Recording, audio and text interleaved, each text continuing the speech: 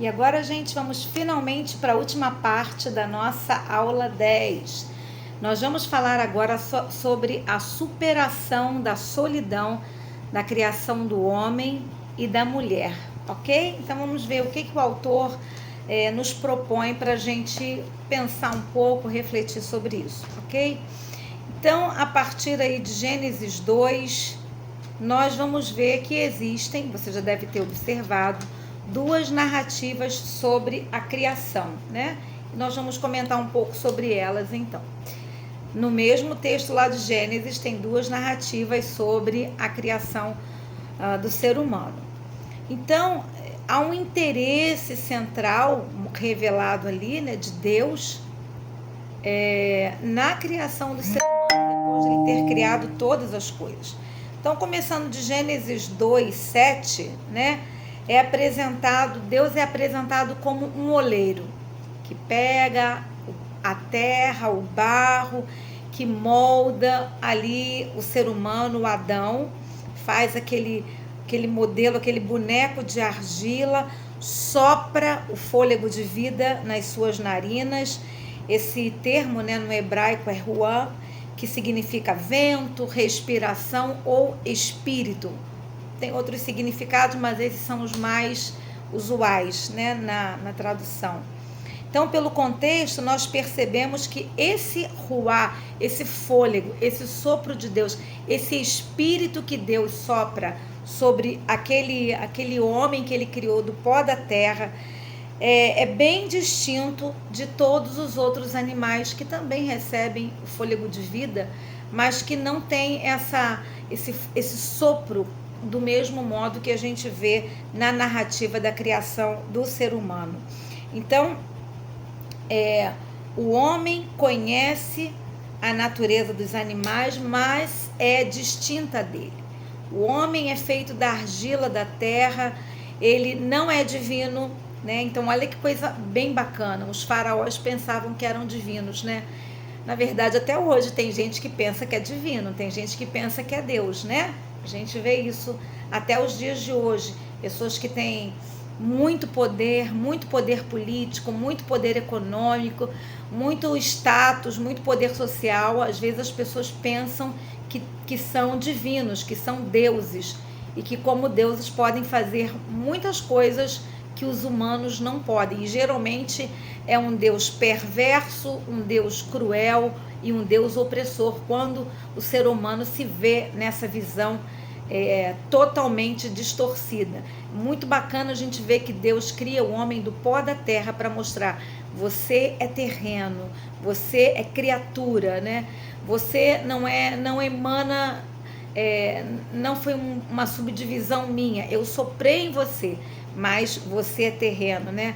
Você, com esse barro amassado, esse barro modelado, que gerou uma vida nova, uma conexão com Deus e uma conexão com a criação. Esse homem recebe esse amor benevolente de Deus, a gente vai ver lá em Gênesis 2,15, e Yahvé dá ao homem o dom da vida. Não só o dom da vida, mas dá a ele também o jardim do Éden, para ele cultivar e guardar. Essa, então, deve ser a resposta do homem ao amor de Deus, ao dom de Deus. Ele já vem como um ser amado, como um ser que tem o fôlego divino, o fôlego de Deus, um ser que é presenteado com uma criação onde ele deve cuidar, interagir, amar, como parte daquele seu Pai e seu Deus que fez todas as coisas. A partir de Gênesis 2, no versículo 16 e 17, existe ali a narrativa, né, o destaque do texto bíblico da proibição do homem comer a árvore da ciência do bem e do mal. Isso aí não foi à toa, é óbvio, né? Muitas pessoas ficam zangadas quando vem a presença da árvore do bem e do mal no jardim.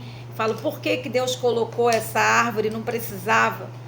Mas, na verdade, Deus nunca saberia a verdadeira intenção do coração do homem se não houvesse a possibilidade dele dizer não ao amor de Deus e não à presença de Deus. Caso contrário, ele seria um mero fantoche, um mero boneco, não sendo realmente uma escolha dele caminhar com Deus. Infelizmente, ele vacila e tropeça e busca um outro caminho. Mas eu não quero falar da queda do homem, eu quero falar ainda sobre essa criação do ser humano.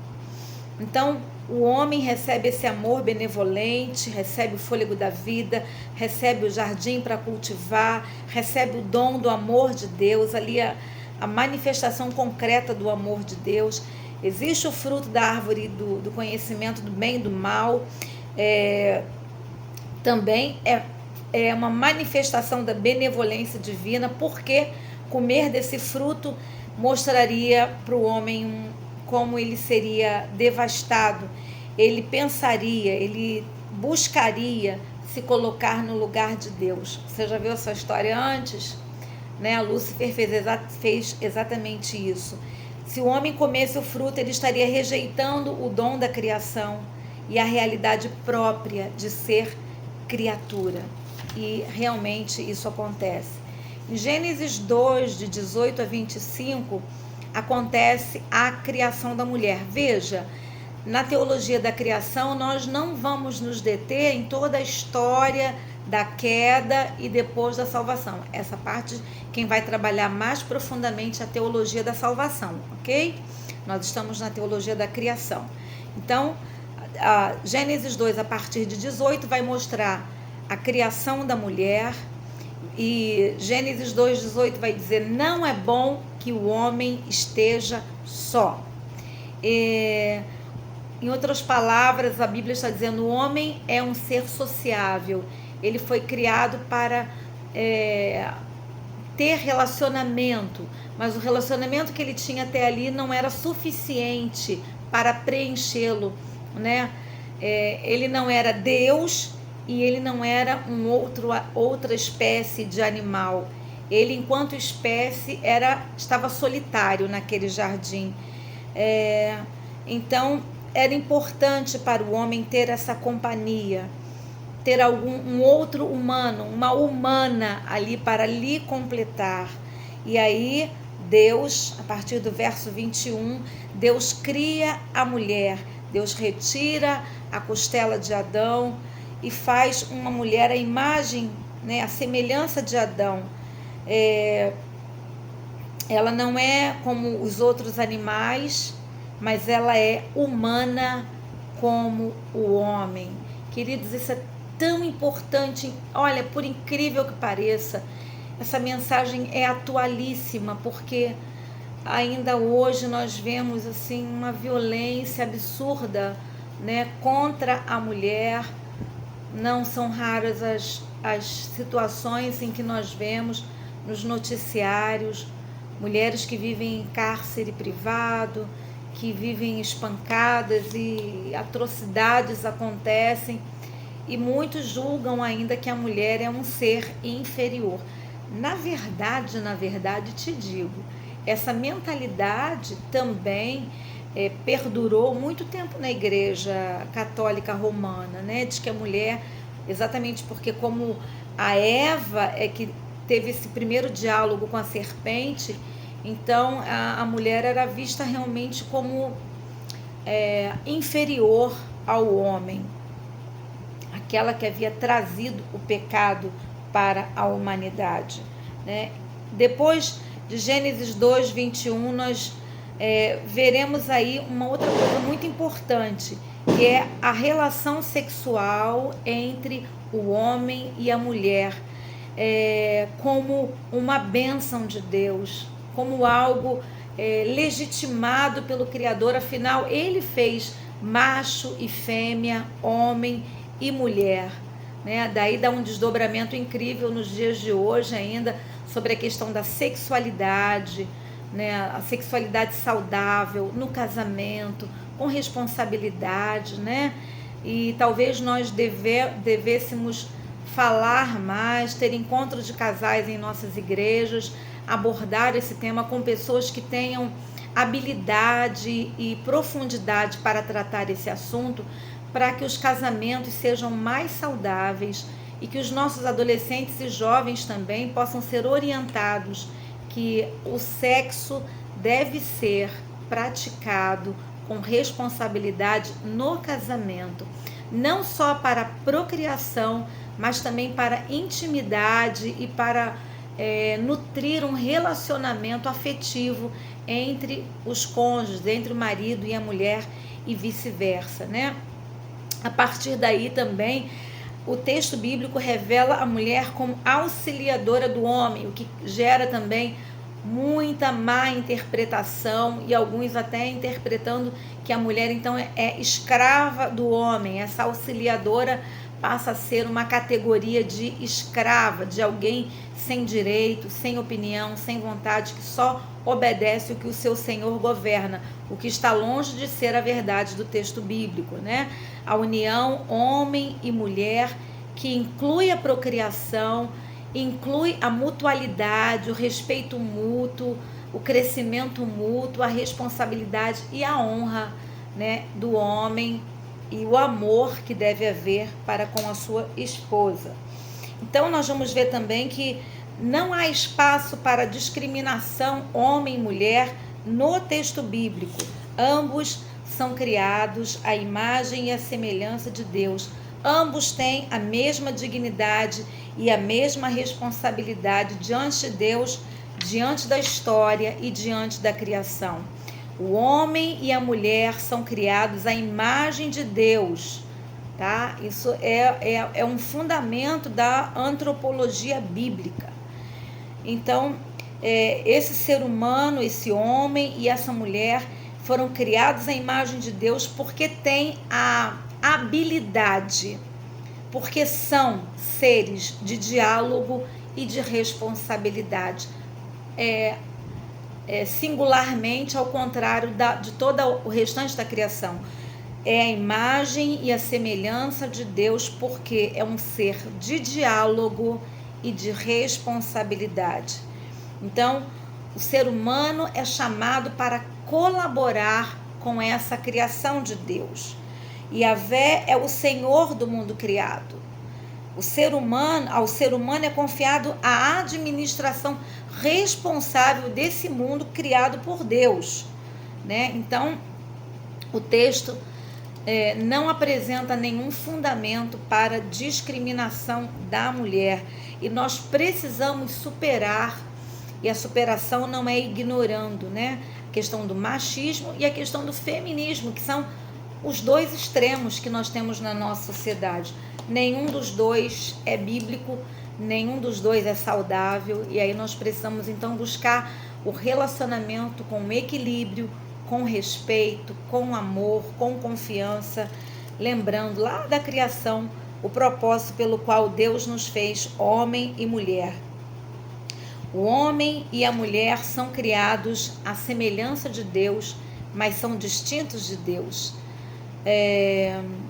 O homem é semelhança, é imagem, para ter uma íntima relação entre o seu Senhor, entre o seu Deus, entre o seu Pai. Ser imagem de Deus, e aí um tema que nós pouco também trabalhamos, gente, porque existe a igreja do sétimo dia, então às vezes, e porque nós adotamos o domingo como o dia do Senhor, né, a gente às vezes deixa de meditar também no descanso que está lá na narrativa da criação, lá em Gênesis, já aí no capítulo 3, né, que é o descanso sabático, é o relato sacerdotal da criação, onde o sábado ocupa um lugar de muita importância e é apresentado como o dia do descanso. Ora, Deus não se cansa, nem se fadiga, já diz o profeta Isaías. O que é esse descansar de Deus? É a contemplação, de ter feito tudo e ficar ali contemplando a sua obra, que foi grandiosa, que foi poderosa e que foi perfeita, né? Então, nós também precisamos recuperar e, quem sabe, aprender a desenvolver esse descanso, né? Já repararam que às vezes a gente entra de férias ou tem um feriado, a gente fica mais cansado do que se fosse um dia comum? talvez nós tenhamos que aprender a como se portar também em dias de pausas, em dias de descanso, né? Dias sistemáticos, regulares de descanso. Isso é importante para nós, para a nossa estrutura, a estrutura que Deus fez, o nosso cérebro, o nosso corpo, as nossas emoções. Nós precisamos de algumas pausas. Nós somos tentados nesse mundo moderno e pós-moderno a achar que quanto mais ocupados somos, mais importantes somos, mais relevantes somos, e vamos destruindo o corpo, a estrutura que Deus nos deu. Vamos destruindo nossa mente, vamos exaurindo nossa mente, exaurindo nosso corpo, exaurindo nossas emoções, né? Tem o psiquiatra Augusto Cury, ele trabalha sobre a síndrome do pensamento acelerado. E ele, como um pesquisador, ele coloca que nós sobrecarregamos a nossa mente. E muitas vezes vamos a um especialista, somos diagnosticados, ou crianças são diagnosticadas com síndrome disso, síndrome daquilo. E agora existem dezenas, né, de síndromes. E ele falou, a grande maioria se resolveria se nós soubéssemos gerenciar o nosso tempo com momentos de pausa, momentos de descanso, momentos de contemplação, né? Nós sobrecarregamos o nosso cérebro, o nosso corpo com um volume de informações que ele não foi criado para receber. Então, ser imagem de Deus significa também aprender a descansar, ok? Eu destaco ainda que nós não somos divinos. Acho que eu já mencionei esse detalhe aqui com vocês. Finalmente, queridos, eu termino aqui o nosso texto dizendo que nós somos seres de resposta e nós somos seres de responsabilidade, que nós precisamos transformar o mundo, transformar em cultura a bela e rica vocação que nós temos. Então, que nós possamos, a partir dessa visão da criação, Deus Salvador e Criador, realmente cumprir o propósito pelo qual Ele nos criou lá em Gênesis, ser homem e mulher para a glória de Deus. Deus te abençoe.